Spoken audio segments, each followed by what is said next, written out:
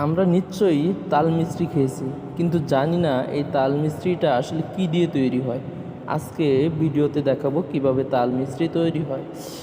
প্রথমত লাউ কেটে লাউকে কিভাবে প্রসেসিং করে তাল মিষ্টি তৈরি করা হয় সেটা দেখানোর চেষ্টা করছি।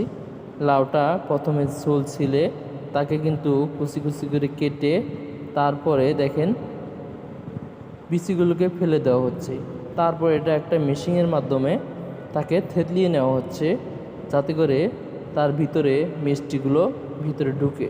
দেখেন তারপরে কুচি কুচি করে কেটে পানিতে ভিজিয়ে তারপর কিন্তু মিষ্টি দিয়ে তাকে আগুনে দেওয়া হয়।